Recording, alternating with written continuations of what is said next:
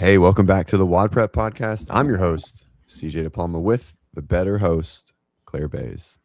Good morning. Good morning. I You want to go ahead and swap the screen? We're funky again. Are we backwards? Oh, man, Yes. that's weird. I don't even notice. Thanks. I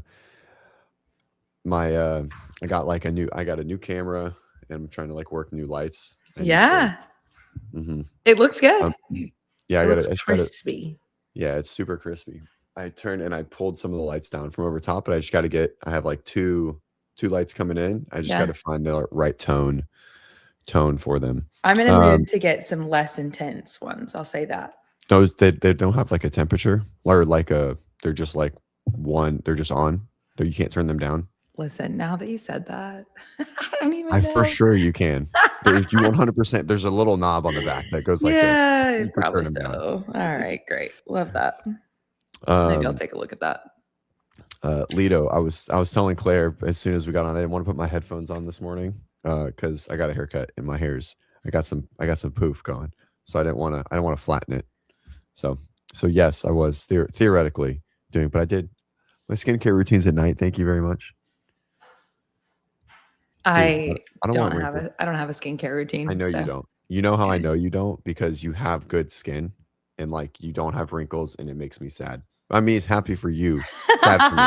My wife's the same way. We've talked about this before. My wife is the same way, and I'm like, you're the only 35-year-old woman that I know that I have a better that has no skincare routine and perfect fucking complexion. I wouldn't go as far as no wrinkles or anything. I don't think I'd go quite that far, but definitely I'm very fortunate in substantially less whatever than my wrinkles, without a doubt. Well, you're older than me. That is true. Not my much. I forget that sometimes, only because I think you're substantially more mature than I am. Wow. I appreciate that. Thank you.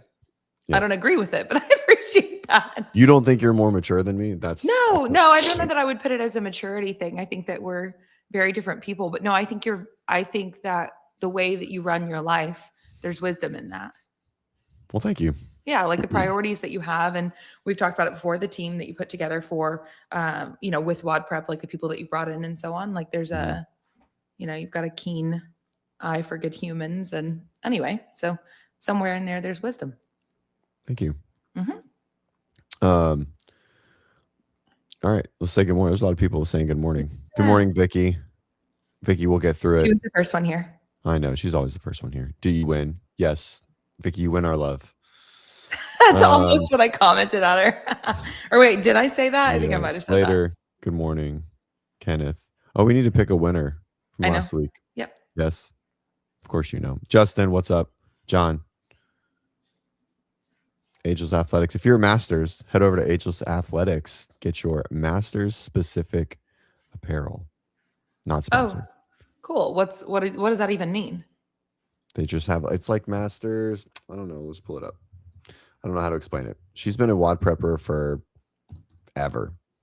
Yeah. What differs in their apparel to the non-Masters? It's all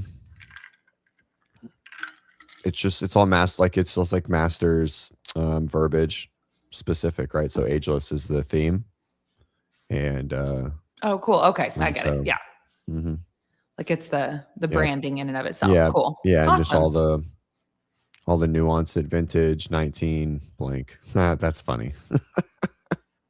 That's funny. 19 something. Yep. Anyways, Michelle's awesome. She's a great human. Very cool. She's been part of our WODprep sphere for since COVID, for sure. Love it. Very cool. And sorry, did you say Michelle? What's Michelle? Michelle, cool. Awesome, Michelle. Roll. She's an NP. What's up, Ben? What's up, Braden? Lido, this is just like people who do mobility 3 hours a day, and then someone who walks in the gym the first time in overhead squats. Well, yeah, sort of. I agree. Or are we comparing? What is that? That's going back to the skincare thing? Yeah, I think so. Okay. Yeah. Some people got it, some people don't. Good morning, Lido, by the way. It's good to see you. Good morning. Sean, if there's burpee box jump overs 3 workouts in a row, I think I got to take I got to take Grant, but I think you're going to take Grant. I don't think it's a race. Is there a So wait, thing? is this the case of like Kipping probably has what he needs to perform better in the open, but Sean has what he needs to perform better in a broader range of skills and I mean, heavier just loads? really specific to burpees. Now, I think Grant's a little more psychotic, in general, but I know Grant, neither one of their fitness at all, by the way. That's why I'm asking. oh, perfect. We will go live. I love it. Um, I don't know. I mean, I worked out against Sean once, and it was a toes to bar burpee box jump workout, Yeah. and I barely beat him, and I pushed pretty. I mean, I certainly wasn't sandbagging it. So, Wait, you said it was a toe to bar and what? burpee box jump over. Oh, that's like jammy for you. Yeah, it's okay. Usually toes to bar are kind of rough, but I was impressed with his score, so I think he would take him. That's my thought. I Yeah. redid 20.2 on Monday Nice. or Tuesday, whatever day before I got banished to zone 2. That's the 20-minute AMRAP. It's such a good workout, Yeah, it right? was great. Yeah. Such an awesome workout. I've programmed it for a lot of athletes, like leading up into this training season. Well, and it's 4 dumbbell thrusters, 6 toe to bar, 24 double unders. So depending on, what level you're at with your athletic journey, somewhere trying to hang around like around per minute, for some obviously faster and for some slightly slower, but like that's a great pace to be able to hold. And I really appreciate it. It's not often in a workout that just 6 toes to bar is programmed, and then you can step away from it and then come back. So it was fun to, like, I tested a new, I guess, technique on my kip for me, and really enjoyed that experience. What'd you get? It was Did you say what you got? Did I totally just miss that?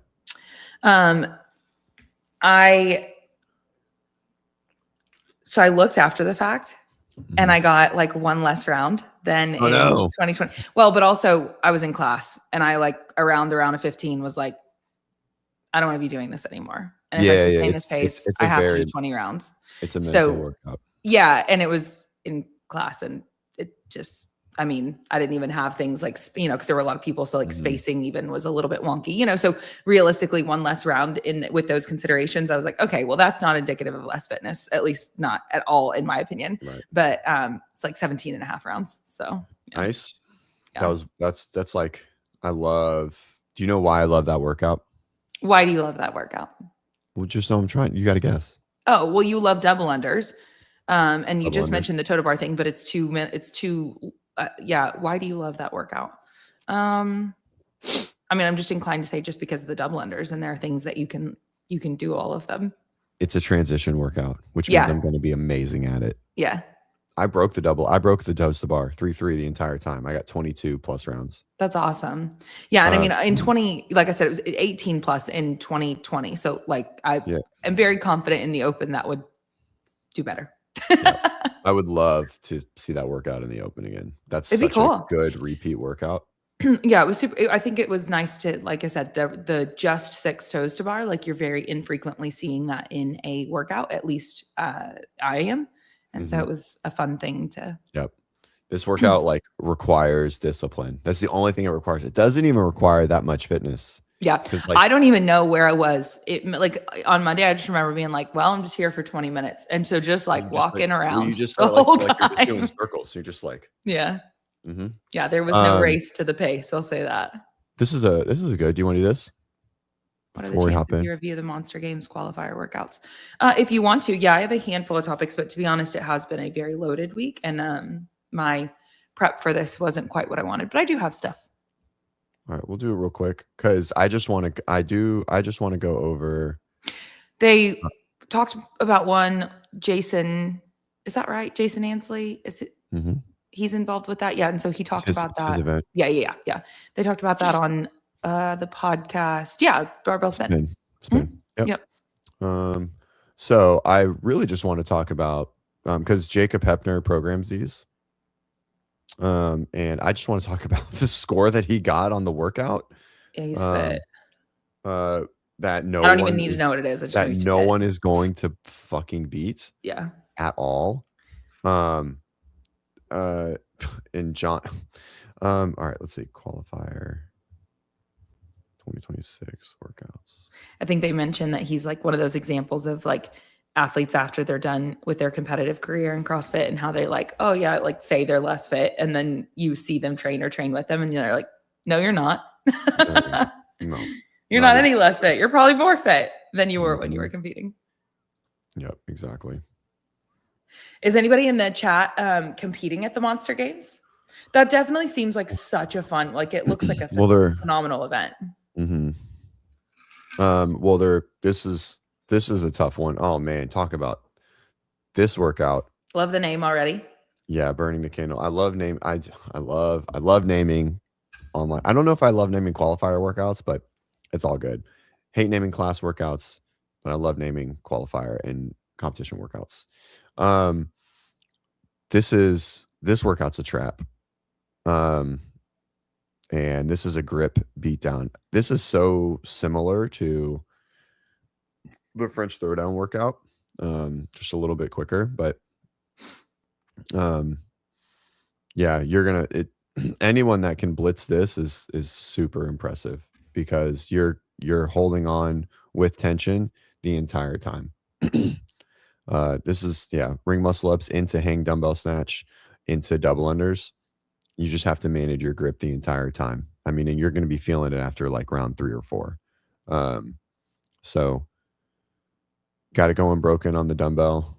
There's really nowhere to hide. This is just an interfering workout, compounding movement after movement after movement each time. You'll have to find your recovery like strategically between movements, which is usually not something that I really like to do or advise, but this is a tough one. I haven't seen that one yet. So you all right, go ahead. Don't love it?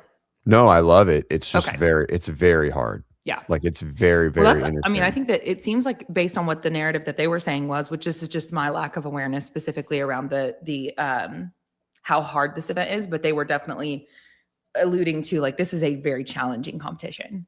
And so maybe having that qualifier be kind of nasty is probably good, right? Mm-hmm. Oh yeah, for sure.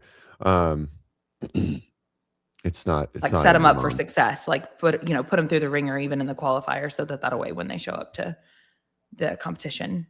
This starts out as an EMOM and then it doesn't end as an EMOM. If you can EMOM this, that's very, very strong. Your hands are going to be torched. If you have good grip, you can do this. If you don't have good grip, you're going to be standing around a lot. And I maybe even like breaking the dumbbells. Since the first rep can start from the floor, it might even be a good idea to break them early if you're struggling with grip. So the 36 double under for you feel like that's still pretty grippy. Like that's still obviously the other things are, but that one. Yeah, I mean, it's still grip. I mean, you're looking at over 300 double unders and it's still, again, squeezing onto something, holding it and rotating your wrist. You know what I mean? So, all right. Worth the risk. This is the one. This is AB. So A is 2 rounds for time with this workout, and it's a 60-minute they showed this one. Wait, did they show this one or did I just look at it? This is what they talked about. Okay. And then John said he would get 9 minutes, and John's full of shit. There's 0% fucking chance John would get 9 minutes. Jacob got 8 minutes. In 8 minutes, Jacob did 100 toes to bar in 100 bar facing burpees. Okay. A very, very good 100 toes to bar for time is like 320, 330. Okay. That's like just toes to bar, right? Not mixed with bar facing burpees. So that means that he's having 4.5 minutes. It means he's averaging over 20 bar mixed. And they're interfering patterns. Why? Because it's hip flexion biased. This is insane. Yeah. It's also just putting it as 50 toes, like yet again, your proficiency in that movement and your ability to, because it's different when you have a chipper with a decent chunk versus like I just talked about that workout where you're just, 6 every time, but then you've got things in between when you're just stuck at that 50 both times. Like that's a completely different experience. Yeah. Obviously I realize most people here already know that. Score. If Yeah. he really did 8 minutes, well, I hope I see that video, but that's bonkers. Oh, what do you Insane. think Colton for this one would compare to Hebner? I think Comparable. Hebner's probably better at toes to bar, Right. and Colton sometimes has grip limitation. Right. So I don't know if he would hang on Would the that toes to bar limitation hold him back? as well. I mean, maybe a little, but I mean, I think he'd be around the same time. I can't see him beating it by that. 8 minutes might be the best time in the world on this workout. Colton is good. He's good at toes to bar, but I mean, I think 100 in a row is tough. Shut up, Gus. Um, but I mean, the burpees set him apart, but Hepner's burpees are really fast, right? I mean, I model the goal for all of my athletes after Hepner's burpee and how he gets to the ground Have you and ever how he gone to gets off the Monster ground. Games? I suddenly realized you're a No, huge Hepner fan, which I support. He seems um, great.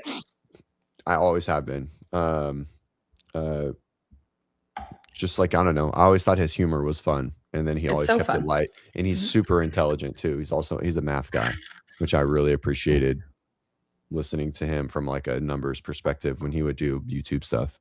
But I mean, it's tough. I'd like to see Colton do this workout, see if he could beat Hepner's time. Yeah. Yeah, definitely. All right. Lonely Road, 9, 15, 21. Clean. Jesus Christ. Dude, this is just a beat down. That's a shitty workout. Oh my God. 18-minute This is cap. And then what it's is it? just Double pain. dumbbell clean or box Yeah, step so it's overs? yeah. Oof. Oh my God. Well, it's better for step overs than step ups for sure, as far as like how much it's Sure. gonna hurt. Sure. But this is another grip. What Um, what is that? How many workouts are we at right now with the qualifier and how long do they have to complete these? they have 18 days, Awesome. and Well, that's 1, as of right now, so even longer. 2, 3, right. So 21 days probably. It's probably 3 weeks. Cool. I mean, this is a hard qualifier. This is no joke. Now, this is interesting because Monster Games, obviously they were set before we knew the time. It's the same weekend as the CrossFit Games. Say that again. Mm-hmm. Are you doing Monster Games? No. It's the same weekend as the CrossFit Games. Wow. Mm-hmm. Stinks. Usually That's it's middle of July, but CrossFit moved their they moved their, I mean, the CrossFit Games are 2 weeks before they usually are for the last 5 years. event overlap gives me anxiety. You already know about one that happened with me I that I'm know, that so bummed stinks. about. I know. But it just happens. I will say that fall is definitely there's a busy chunk in the fall. And so Mhm. last year it was like 5 weeks straight. And this year I was like, one of my friends is getting married and I'm in the wedding and in the fall. And so I was like, uh-oh. So thankfully she communicated early and I communicated with everybody early. And so far it looks like somehow miraculously we're going to be able to get it all done, which is I'm very grateful for that. Yeah. Well, But event overlap is a tough deal. even if if Perrin wasn't pregnant, I still wouldn't have been able to come out to Del Mar because we have a wedding that weekend. It's like one of our best buddies. Is that same weekend? It's a wedding that I can't miss. So Yeah. Anyways, this is a tough one. Ascending ladder at 185 for clean and jerks is stout in general, and then paired with the box step overs, a lot of low back fatigue, a lot of anti-flexion and flexion. And so this is a tough one. Another very interfering compounding workout. There's a theme for sure in all of these. Bridges burned, 5 rounds, wall ball, box jump, pull up, wall walk, and then 1 round. Oh, that's cool. So it's basically 10 rounds. So it's this and then this as one all in a row. Again, just like a increasing intensity and increasing ladder. So we have this 5 rounds, which is Get you nice and tired, but don't get you breaking stuck up. on anything in particular. Right. And Wall then walks into chipper. wall balls, very, very challenging as well. The pull-ups are kind of arbitrary in the first part. Same with the box jump overs is really kind of like that 6 wall walks into 15 wall balls is going to be tough. Your heart rate's going to be through the roof. and then into basically all 5 rounds done as one chipper at the end. Mhm. You know, Yeah, the it's chipper pain. part is definitely It's where, you're gonna see Mhm. fitness shine. Yeah, I do like this style. We I go do through too. this every now and then. My only problem with this style in training is, yeah, 30 wall walks to finish is also insane. I mean, that's gonna take some people they'll be get to that point, it'll take them 10 minutes to try to get through that, and they'll just be laying on the ground. Their shoulders will be torched. Um, uh, so, um, I like this style. This is a fun style of workout. I always come to an impasse with it of what to do first. Like, do you do the chipper first and then start to break it up? Um, I think it depends on the athlete, how much time you give them between the pieces, because you can't just like this is a qualifier, right? This isn't a good training stimulus. Like this is like red line from the get go. It's not a great. It's a good competing and testing stimulus, but not a great training stimulus. Um, just because it's so over the top. Mhm. And so Mayhem I does do that. Go ahead. Do you wanna clarify the over the top? I understand what you're saying, but I think, like, if you could clarify, what does Well, I mean, over the top mean by this like, is why is it a difference between well, a this is training piece and a it's just competition a piece? lot of volume. It's 60 Yes. wall walks. So with 60 wall walks, 150 wall balls, 120 box jump over, and 90 pull-ups. Right. Right. So it's just a total, it's a huge amount of volume um done within 20 minutes, right? So 24. uh right, 24 minutes. Yeah. And so um most people are going to be standing around a lot. Very few people are going to hit this with, the appropriate threshold the whole time to be able to chip away at it. Um, so anyways, it's a cool workout. And then Sean said Mayhem does do this a lot. And they do, and I like to write it sometimes for athletes, but I always come into a struggle of like, okay, how do I go in order? Um, uh, do I go more rounds to less rounds, right? Like more rounds to the chipper, sort of like this, or do I do it in inverse? Do I do like the chipper version into more broken up, right? And I think it depends on the athlete and stuff. And so, because you're going into the next part fatigued, right? So you have to choose what's the athlete better at. Is the athlete better at chippers? Then maybe they do Sure. the chipper second versus the rounds for time. If they need to work on transitions, then maybe work on transition portion first and that kind of stuff. So, And it's anyways, it's realistic to say that, like, more athletes are gonna be, the chipper is going to be the more challenging variation for most. I think so. I think I think so. Most, yes, but that's because me and you are a little more like cerebral when we train, and we enjoy like efficiency. Some athletes don't like that. Some athletes don't like to be forced to just like move to the next thing because they don't, like it's hard for them to start the next thing, right? So an early motto of mine was just do the next thing. That's what I said Yep. to a lot of athletes a lot. Yep. Only focus And on some what's directly in front of you. Yeah, and some people just can't do it. Like, they just can't start the next thing, right? They just don't like to chip Sure. in, go into the next thing. Sure. So anyways, Yeah.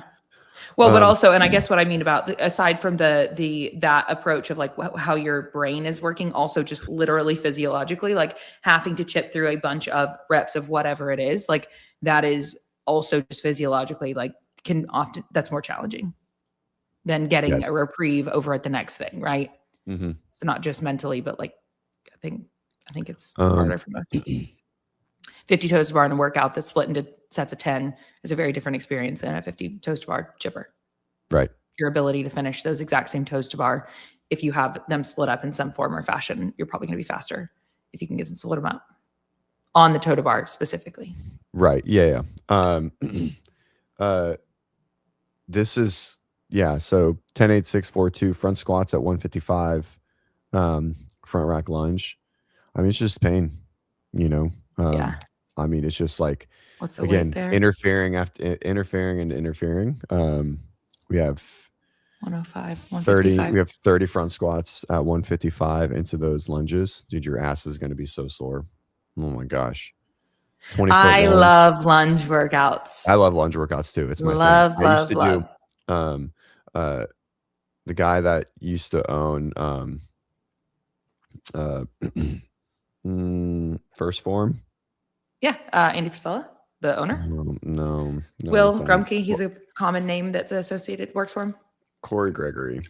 Maybe not Corey Gregory. I don't know. Muscle Farm, sorry. He was like a bodybuilder and power lifter, but like a smaller guy. And something he did early in his career was like he just lunged 400 meters every day. Just And body so weight. yeah, that was like his warm up. And so That's I cool. started that. I did that in like early into CrossFit. And like I'll definitely get sore with lunges, but like I love lunge workouts. I love them.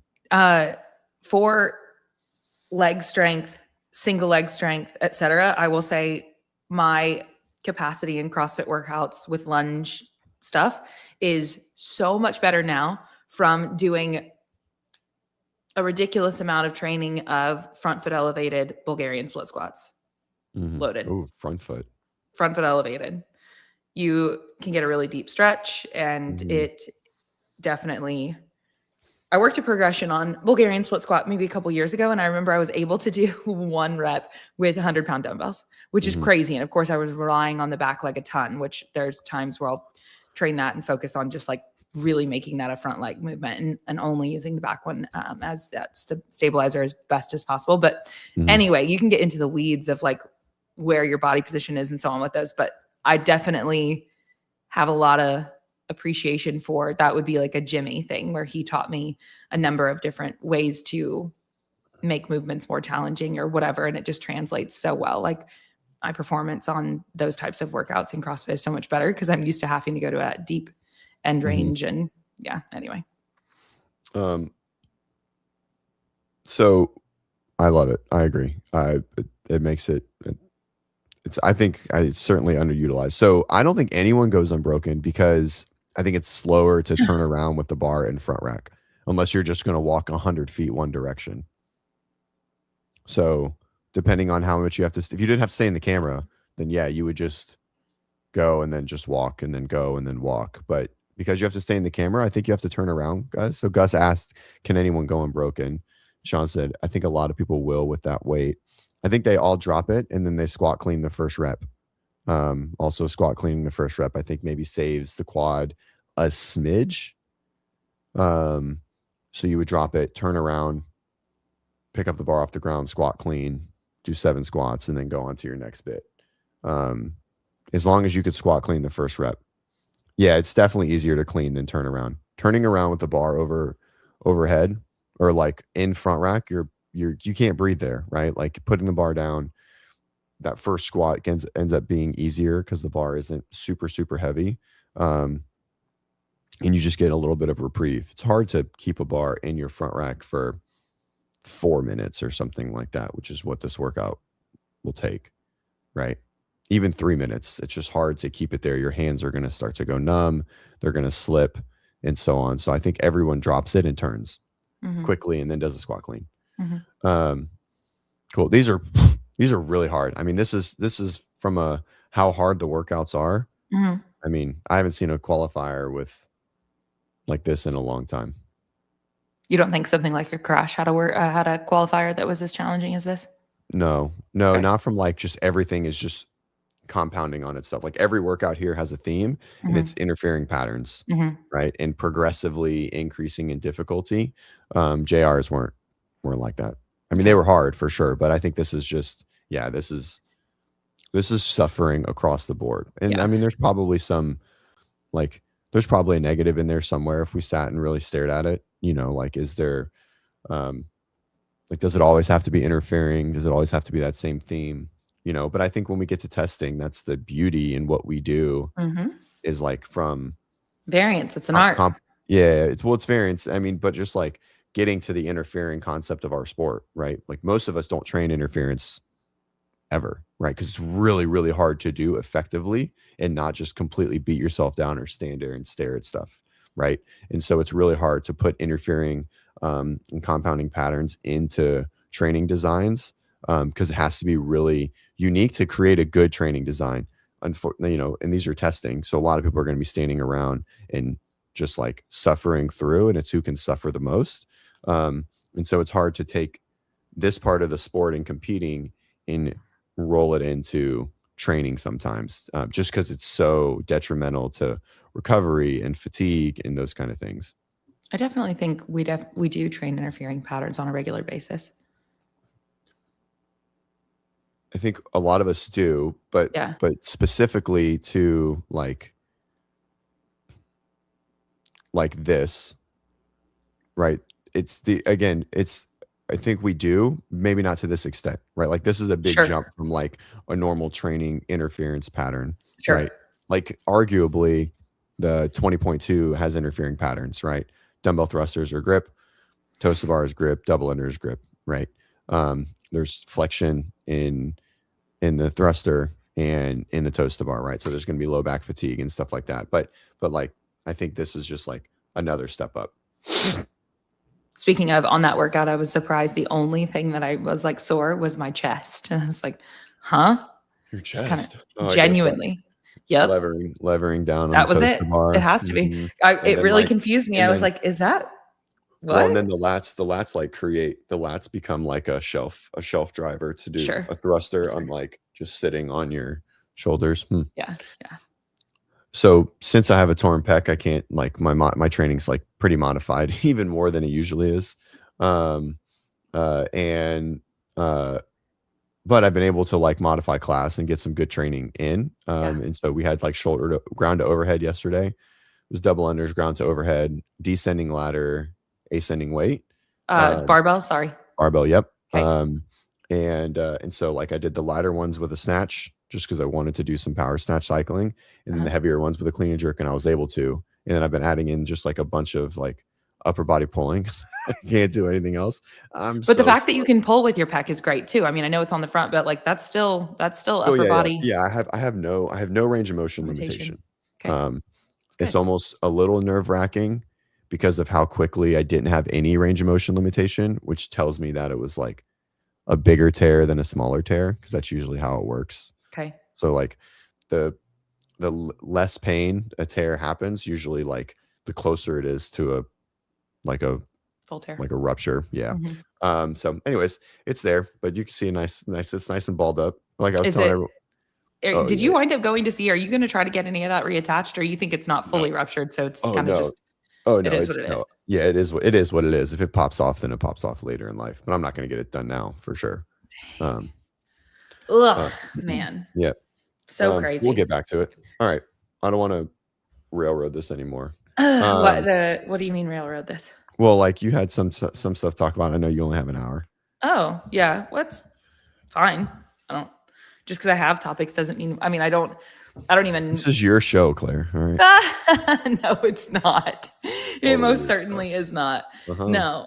Oh gosh. As far as topics, I mean, you can keep doing whatever you want to do.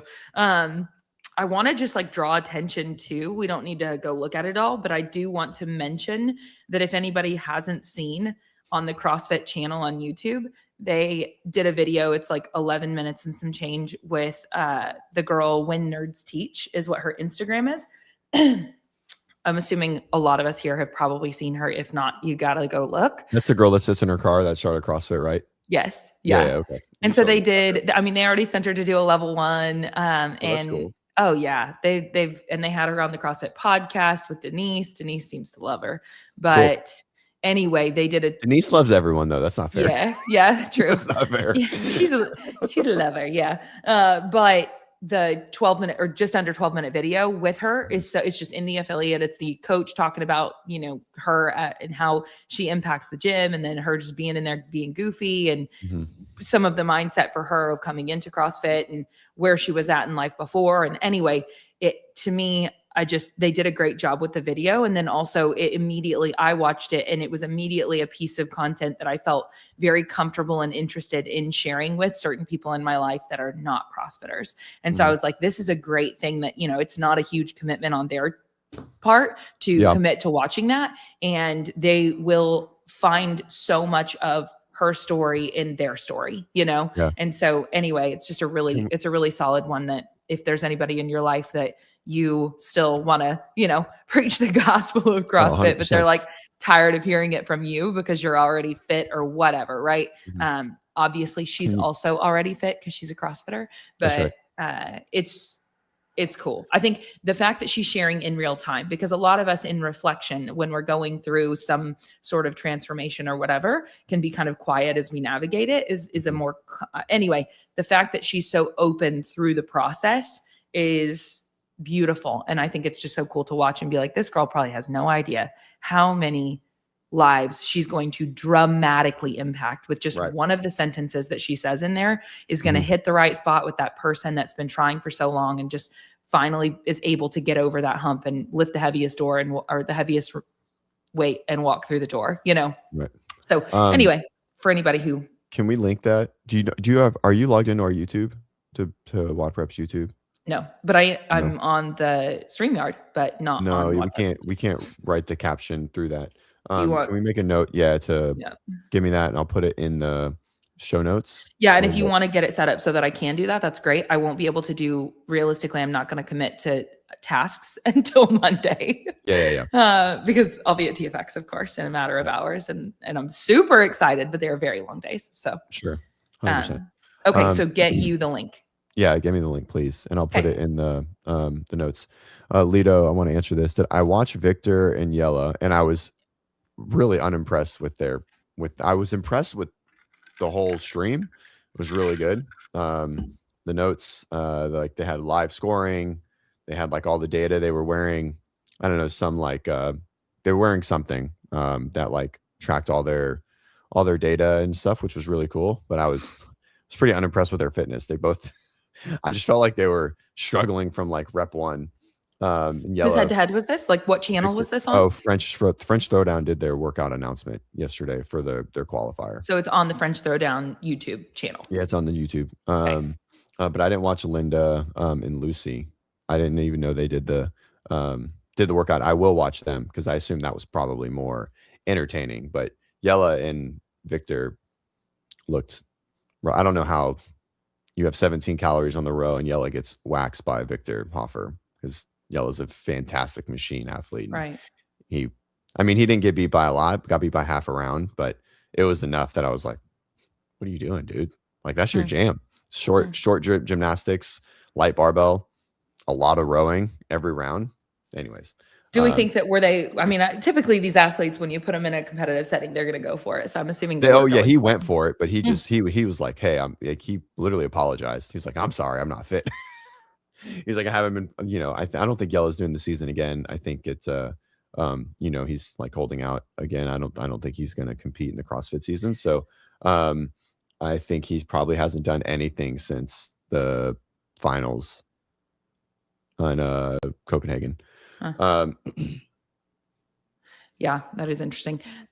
The girls This did the one, lift. Oh, sorry. no, it's okay. This one, Mhm. I'm curious, how did that go? Because I did that one on last Saturday. Oh yeah, that's a good one. Yeah, and it was a great one for me, so it went well. But anyway, I'm curious how it went for you.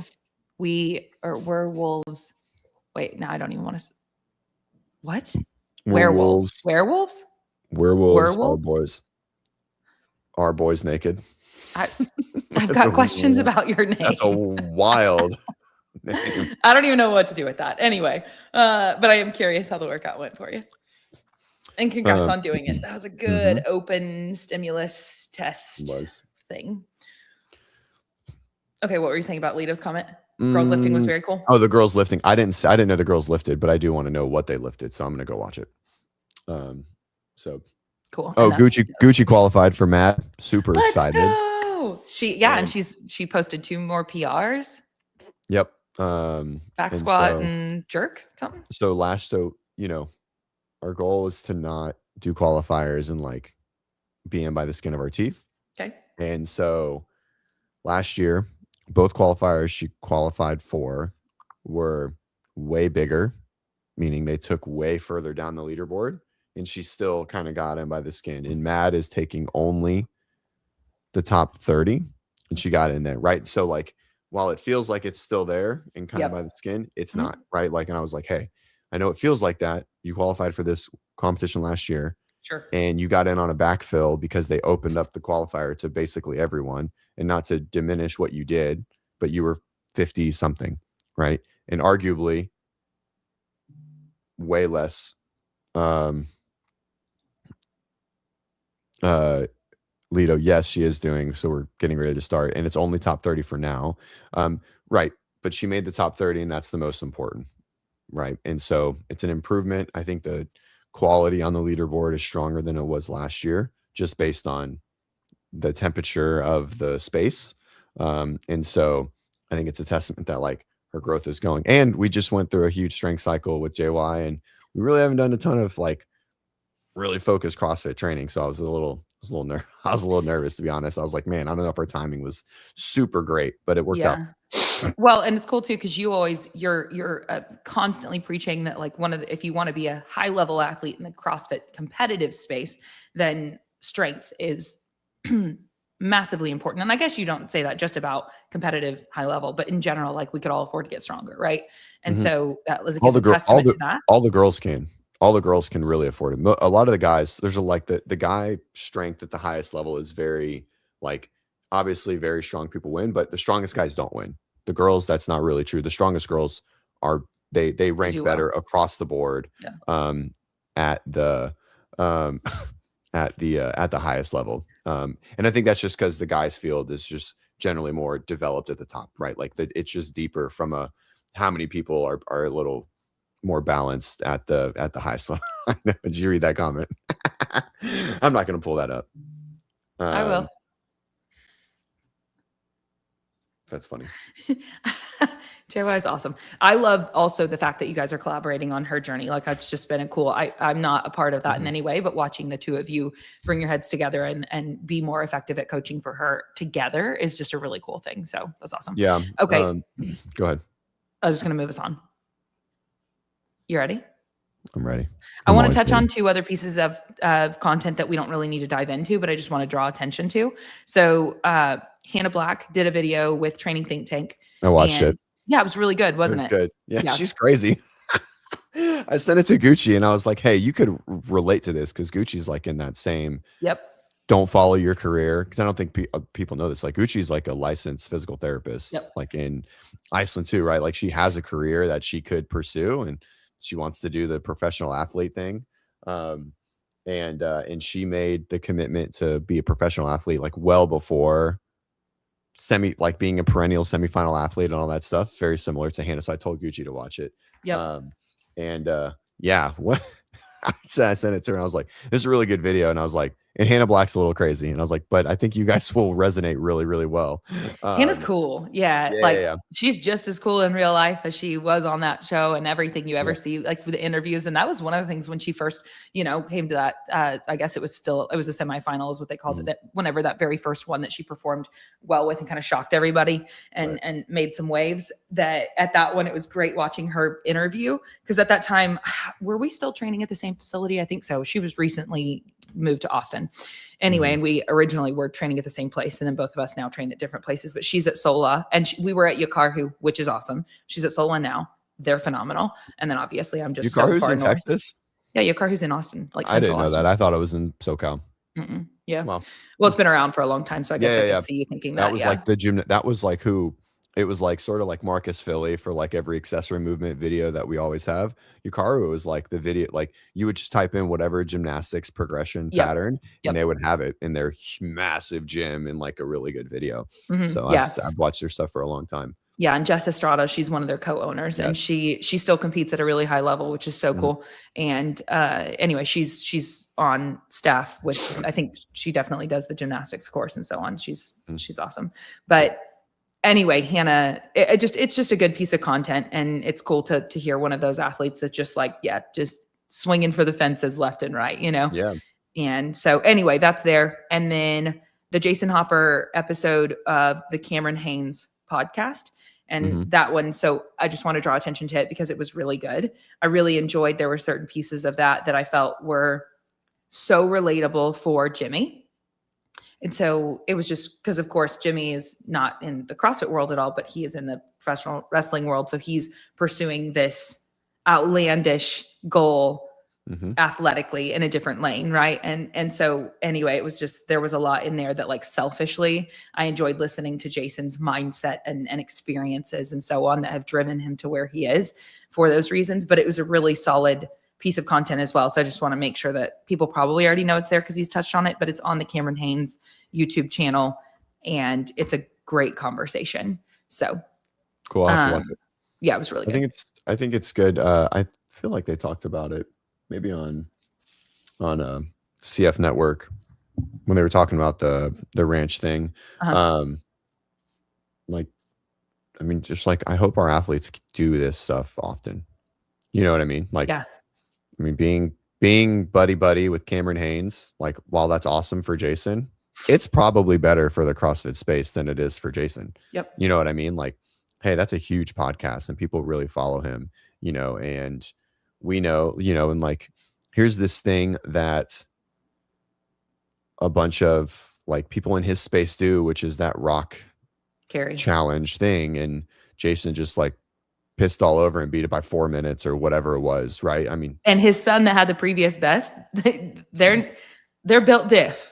So yeah, like that was right. a solid Yeah. I mean, they're time to all, beat. yeah, they're psychopaths. Right. You know? And so it's, I mean, yeah, and that was like after they did the half the day before, right? No, they Like did that right before.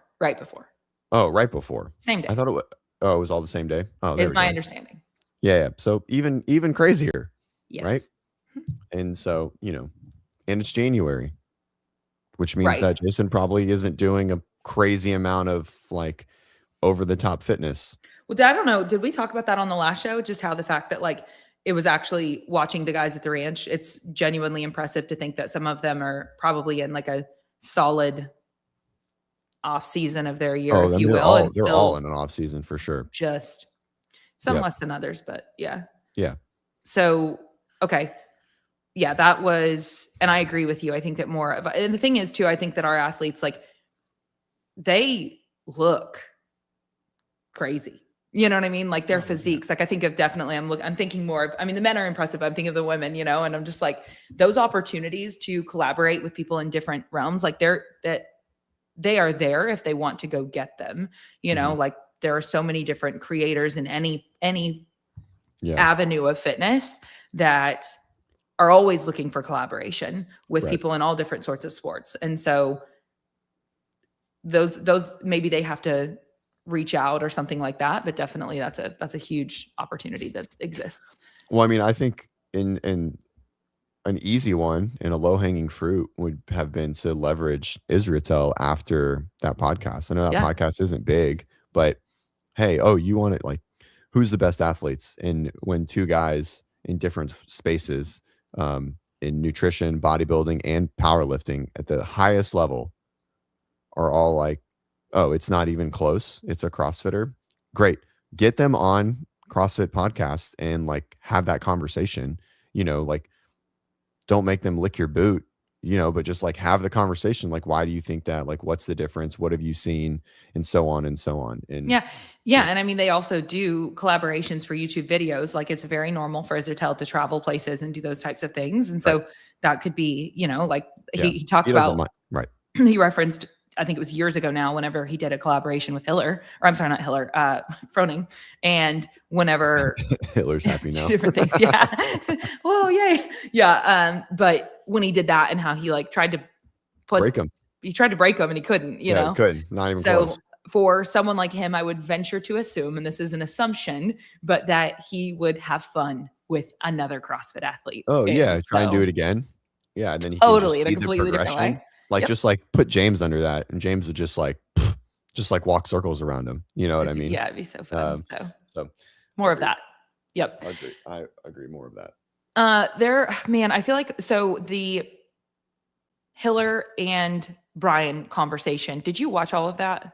I watched like the first 20 minutes. Yeah, it's really long. I think I'm gonna like get on the bike and maybe listen to it tonight. I think it's a great listen, truly. But no, I haven't listened to the whole thing. Yeah. They bring up a good handful of topics, and I know that it's already been kind of like rehashed a few places, but their ability to have respectful conversation from two very different perspectives. Mm-hmm. Definitely it was a really cool listen. And I know he just released another one. Is that a different video or is that just an excerpt of the longer one, the number 2? Because he just when you released the say he third just one. released, what are you I referring don't know. to? Yesterday, like it said, the steroids talk. Is that a different video? I'm not sure. I'm not sure what's the duration of that video, because they did reference in 50 that minutes? long. Oh, well, then it must be something. If anybody in the chat has been, where's Vicky? There's Ricky would know, or Yeah. CrossFit would know. I truly Yeah. don't know. I know that they did Oh, so touch on that in that episode, the hour plus one, but No, it can't be because it's an hour 20. Yeah, no, it's different. It's definitely different. wow.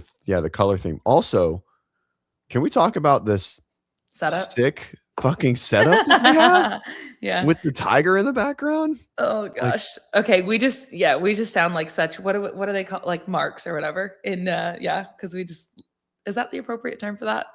What? How much we're just loving on it. But it's good. It is good. It is good. Yes, it Yeah, was very cool. The tiger is very cool. Do you think so? If you looked at both, in one of them, they had a longer table, they were more distant. And then in the second one, they had different lighting and they were more near one another. Mhm. I like But this was the first one. I Well, like this is that the one better. second one, but the first one they were in his gym, and then they have this one, and then Oh, here's that's what I'm referencing. Not a lot. Yeah. There've been and then here's the closer one. So Mhm. it's the same. It's the same. Oh, he just broke he turned the table. I like the first one. Yeah, well, I think the lighting. I think I just like the lighting better. I feel like if they had the red, it would have looked better. The green makes it look less intense. Like the green blue Yep. back here, right? Like the Yeah. blue and green. I don't think it's as on brand. Yeah, Right no. Versus the Either way, they're both great, and the setup is great on both of them. But definitely, I would say the preference from me I at a like this glance one is better. this one. Yeah, for sure. Brian has had a better sense of humor and self-awareness than I think people give him credit for. They just brought up so many things. So definitely, I mean, one of the things they talked about was like movement standards. And I know that Souza also did a follow-up show where Souza, I think yesterday, touched on many, if not all, of the topics that they brought up and kind of gave his take, which was really cool. And yet again, if there had been more time to prep for this show this week, then I would have done a better job at getting the timestamps and so on. I do have one timestamp, but that I guess we could pull, and maybe we do, but I like that they.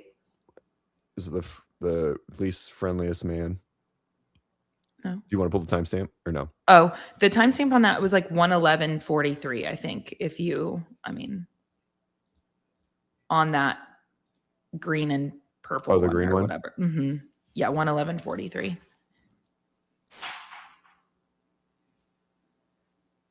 And this was kind of a topic that I don't think I saw touched on much elsewhere, but it was really. Oh wait, no, this isn't the main topic that I wanted to talk about, but we can talk about this one. Are you sure? Yep. Are you ever shocked at how much or how little the best of the sport, CrossFit fitness, the best functional fitness people on the planet, Ask the question. know about training and why they're doing things or how to do things? Yes. Hey, I want you to go do a deadlift, Brian. I want you to brace thing. And you're trying to look at me. You see like a deep stare. And you're like, yeah, like brace with your lats. You're like, huh? Or sometimes like, Fikowski's like super into it. Like, are you ever shocked sometimes on either end? I had a very real and personal experience with this at the Mode Classic a couple weeks ago. Okay, both James and Tudor came on the commentary. Yeah. Set up for multiple commentary for significant amounts of the broadcast. And these are young guys, 23 each, maybe something like that.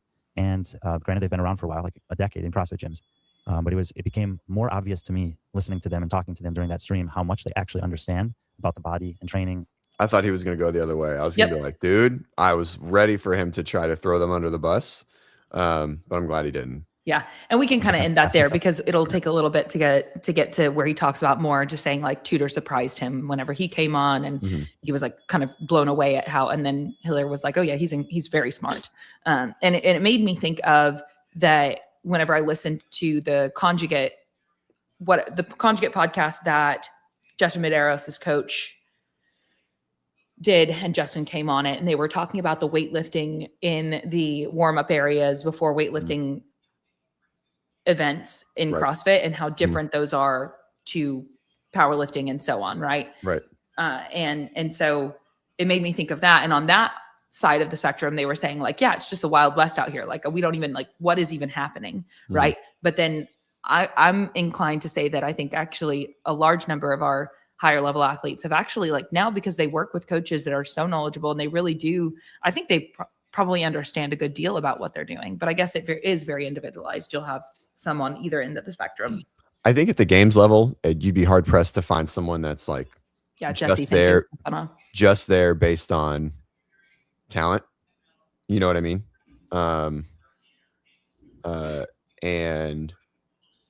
And so, but in the semifinal level, in the team semifinal level, when like it's crazy.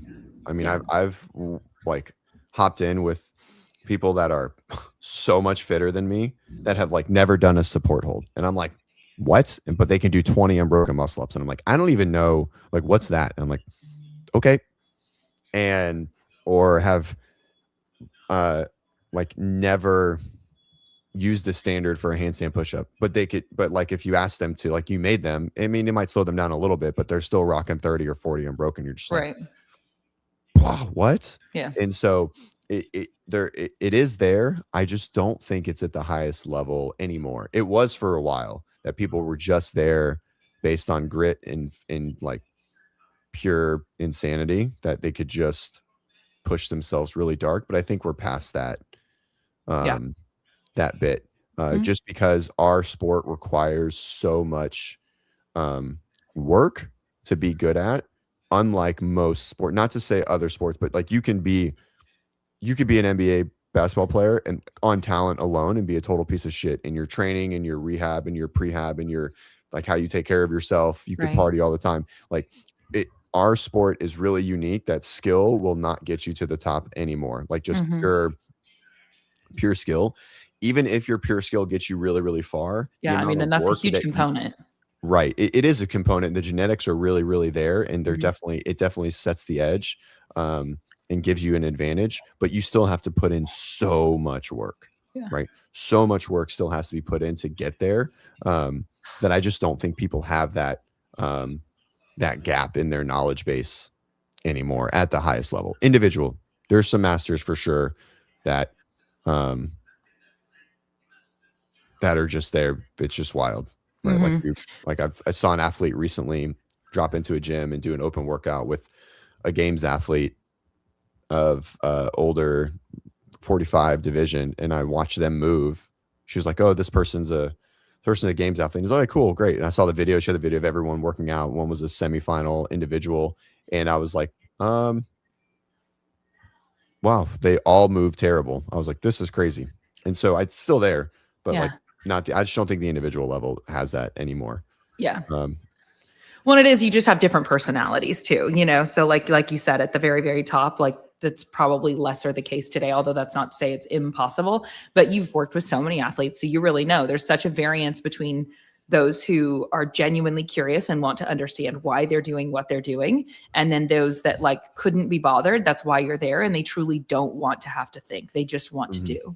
And so you still have to try to teach them things to think about to be able to have mechanics and so on. But there are many athletes that less is more. You know, you talked about would you say NBA, or either way, a number of different athletes in different sports where like they just show up and they just do whatever their trainer has them do, and they just are a genetic freak, and that just is what it is. But to some degree, there are certainly many CrossFitters who, like, the whole point is that they don't have to think. Right. Yeah. All right. You got to go. Yeah. Man, this was a topic that was just going to take more energy, but Barbell Spin shared a post from John Wood. Did you see that? It was about carbs. No. The carbs one? No, I didn't see that one. Yeah. Well, I wanted to go back to it. Like I said, this week has just been full enough. I really have kind of missed a lot of stuff too, and not had a chance to dig in, but it was a clip of Greg Glassman talking about carb consumption, sugar consumption, and athletes. And then John's take counter to it. And so anyway, it's definitely gotten a good bit of traction at this point. And I want to like read through the comments and dig into it. And then also you mentioned the study that your friend shared that you, you know, last night, but those are bigger topics for sure. So All right. yeah. Could always bring Probably them up not enough later. time. Not with John. Yeah. Yeah. Not with John. I'd say if you want to go like 5 to 10 minutes more, we can, and then I'll have to go. Um, Claire's gonna ruin my morning bagel. 100%. No. That's funny. No. Talking about practice, that's a good one. Yeah, it's if you want to pull it up, it's up to you. The post from John. Mhm. Yeah, let's pull it up. Okay. Is it on his? And it's YouTube on Barbell channel? Spin. Oh, it's on Barbell Spin Collaborated with Instagram? John. Yes. Barbell Spin collaborated with John? Yes. Wow. Yeah, he's done it a few times. Also, is that pretty loud in the background? It's not that bad. Okay.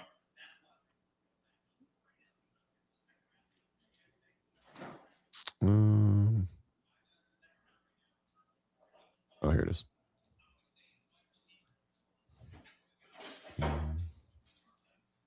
Morning, Clydesdale. Oh, dipping in to say hi.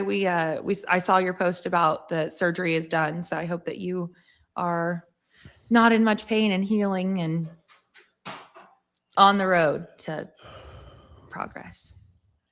With the high carb variant of CrossFit, and I said you're just gonna have diseased people that are fit, and we've seen that phenomenon before. Are we still going to believe this in the year 2026 that carbohydrates are the culprit of disease? That consuming carbohydrates when you're doing very intense exercise is a bad idea? Are there people out there that believe this, that buy into it, that advise their athletes to not consume carbohydrates when they're working out really intensely? I mean, I'm asking for help. And if those coaches are out there, please send me this information that you have. That is going to put me in a disease population and the people I train, because I haven't seen it. I would love to hear you out. Slide into my DMs or in the comments. Okay. I think I'm starting to get to a point where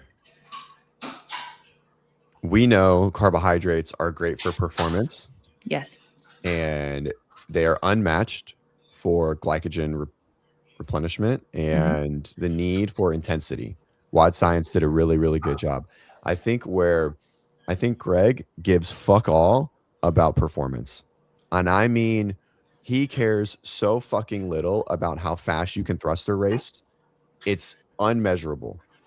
With that said, we don't know what a 500 or 600 gram a day carbohydrate diet will do to somebody long term, even after they're done needing 500 to 600 to 700 carbohydrates like Dallin said he's consuming. And that is where I think Greg is sitting, right?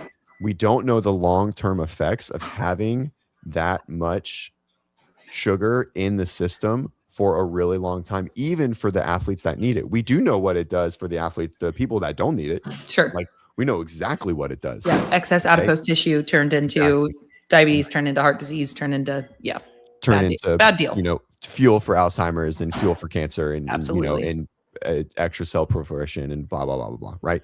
We know what it does then. Say that again. Cellular proliferation. There we go.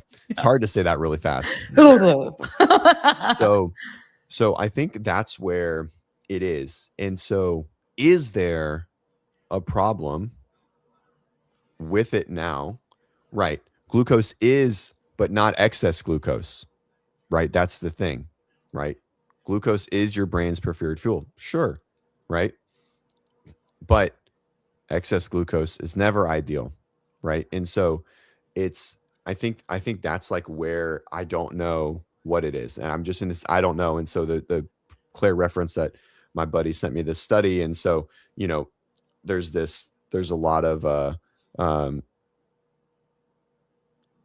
not a lot of research, but there's stuff where these high level athletes are like having high A1C, and my buddy who's a ICU nurse and like in the weeds in research nowadays, which is awesome because he was my buddy, like my fraternity brother, best man at my wedding, one of my best friends. And now we get to really sit and talk. a lot of like nuance is that there's this potential phenomenon of like extra red blood count and like older red blood cells sustaining glucose more than newer red blood cells and lysing later in their determined life. And so it's like an artificial A1C. And so, you know, it might not actually be that, but we still don't know. Like there's just this like no one has consumed carbohydrates like these athletes are doing.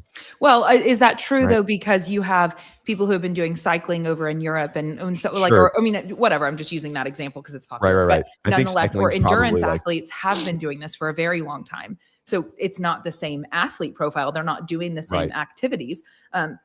But to say that athletes haven't been doing very high carbohydrate, high sugar for long periods of time wouldn't be Right. true, just not Yeah, in our true. sport.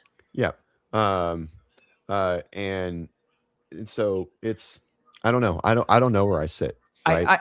I agree. And I think that that's like what you just said is there's also always nuance to the reality that like you got to Mhm. dive really deep on whatever the literature is that you're looking at. And like, where did that research come from? Who has skin in the game on what side of things? Like, it's just, there's a lot of nuance to it. And I'm with you. I just have so much curiosity. The last thing I want to do is go have a strong opinion about something I'm just not like sufficiently educated on. And of course, we know I have opinions in regards to its influence on disease and chronic disease, and strong opinions there with good reason.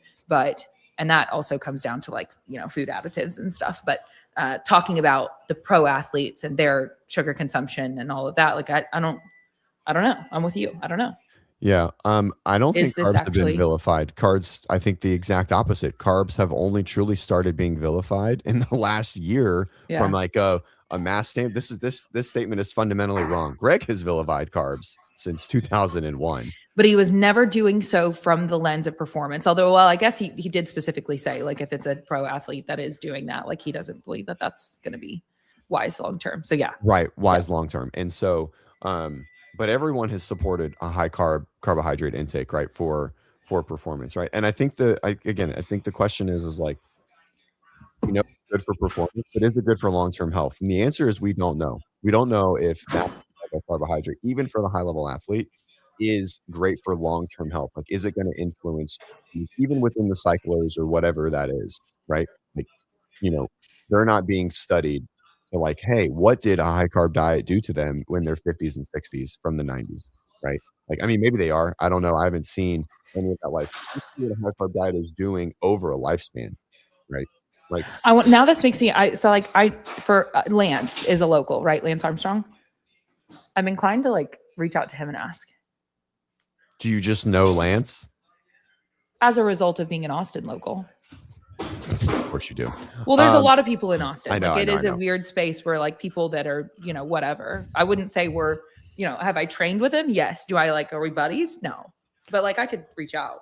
Trish, thanks for the donation. Yeah. Let's read it. What if someone just follows the CrossFit methodology, but eats a typical American diet? What's the true worst case scenario? Better than not following the CrossFit methodology. I always say this. I think fitness, if you are doing nothing and you eat high processed foods regularly, you're eating fast foods and all the things, the easiest thing to do is start a fitness routine versus change your diet.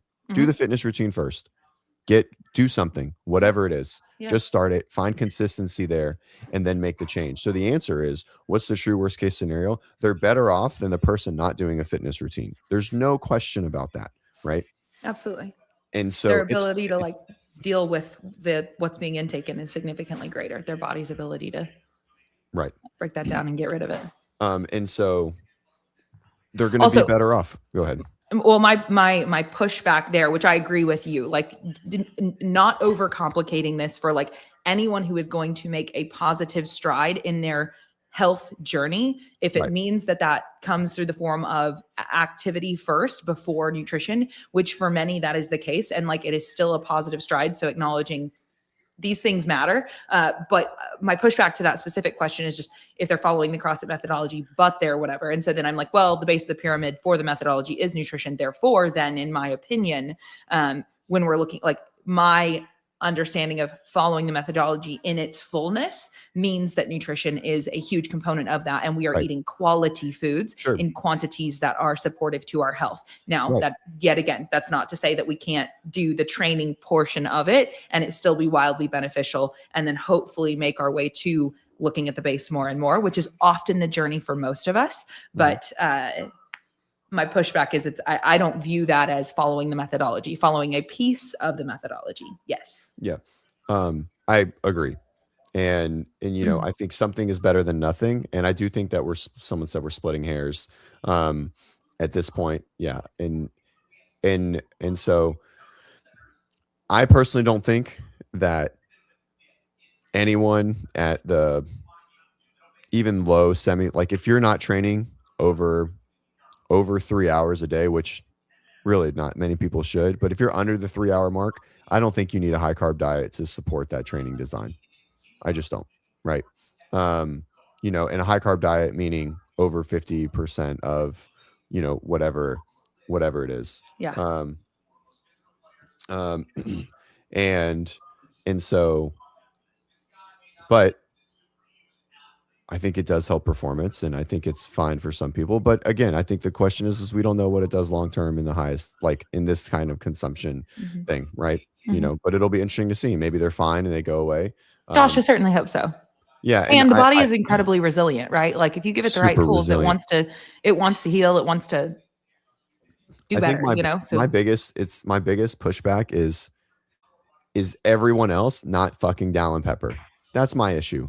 When someone comes into class and they've got a gel pack in there and they're like, oh, we finished the lifting. Now I need my carbs to do my fucking 7-minute Fran variation in class. I'm like, no, you don't.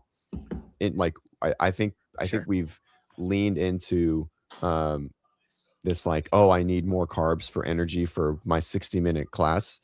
I train fasted every day. And I have done this on and off for years, and I'm back into and I feel 100% fine. I'm always 18 hours fasted going into whatever workout I'm going to do, and I feel 100% fine every time. I've also trained eating a bowl of yogurt and granola in leading into training, and I feel fine as well. You know, but again, I'm not training at a super high level anymore, and so that's where it is for me. I think anyone only doing an hour to 2 hours of training a day doesn't need extra carbohydrates to support their training design besides eating, you know, a normal meal. All right, you got to go. Yeah, and this just brought up for me, and then yes, that JR, you know, so last year didn't he win his division in the Open? Is that right? Yes. So it'll be really cool to see, because last year he was doing, I believe, meat and fruit and honey, I think. And then now he is not doing any of the fruit, and so, I think, right? Like he's just doing meat and eggs and whatever, like true carnivore. So it'll be interesting to see this year, because he's already referenced that he feels great while training. He's not, you know, he's really enjoying this so far. He's what he shared on a recent show, but that he said, you know, it's just the fifth gear isn't there, is what he called it, you know? And so he's like, training is still phenomenal, right? But so then it'll be cool to see, okay, well, let's see the data behind that, and we'll get that in the Open this year for him. What are you laughing at? Nothing. Just keep going. Oh, okay. We are done. Okay. You get the point. point. Right, guys. I don't need to keep talking.